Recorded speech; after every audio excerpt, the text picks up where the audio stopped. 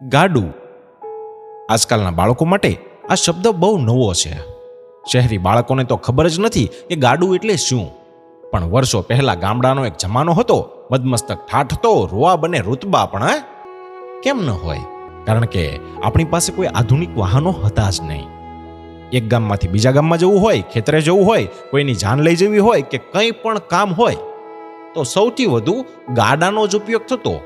પૈસા ટકે થોડો વ્યવસ્થિત વ્યક્તિ હોય એવા ખેડૂત પાસે અવશ્ય ગાડું હોય જ. જેની પાસે ગાડું હોય ને એવા ખેડૂતનો સમાજમાં અને ગામમાં વટ પડતો વટ.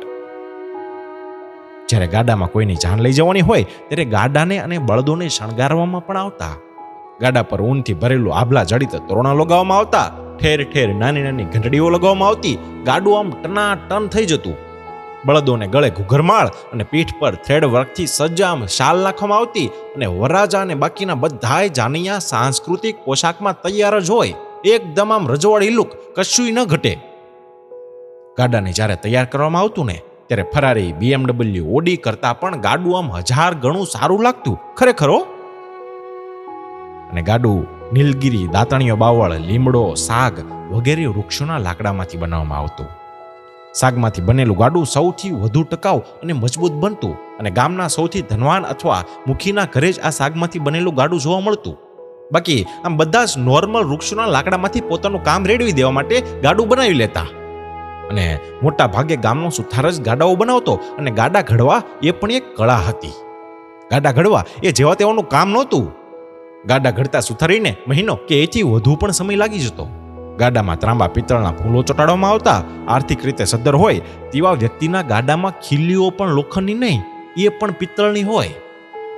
ઊંધ, ઊંટડો, ડાંગરું, આડા, ભરવો, ભંડારીયું આ બધા જ ગાડાના જ હિસ્સાઓ છે. આ બધા વિશે શું તમે જાણો છો? ગાડાના આગળના ભાગને ઊંધ કહેવાય, જ્યાં બેસીને ગાડું ચલાવવામાં આવતું હોય છે. ગાડાને ઊભું રાખવા માટે ઊંટડાનો ઉપયોગ થતો.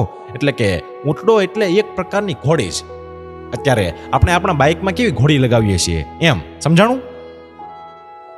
અને ડાંગરું એટલે માલ સામાન કે લોકોને બેસવા માટેનો ગાડા અંદરનો ભાગ. ઊંધ પાસે રાખવામાં આવતા લાકડાની સોટીઓ આડા કહેવાતા.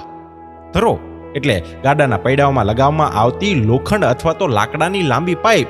અને ગાડાના નીચેના ભાગમાં કરવામાં આવેલું નાનકડું ખાનું એટલે આપણું ભંડારીયું.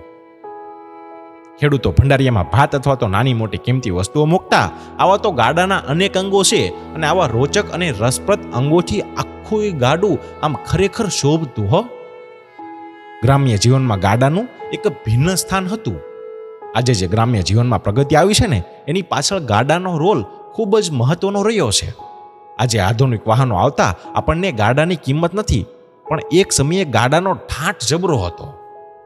આખરે ગાડા વિશે એટલું જ કહેવું છે કે ગાડું તો ગાડું હતું. ગાડાની તોલે કોઈ આવ્યું નથી અને ન કોઈ આવી શકે. તો મિત્રો, ગાડા વિશે તમારું શું કહેવું છે કોમેન્ટમાં જરૂર લખજો. અને આ ખૂબ જ સરસ વાતના લેખક છે આપણા સંજય શિયાદ ફના.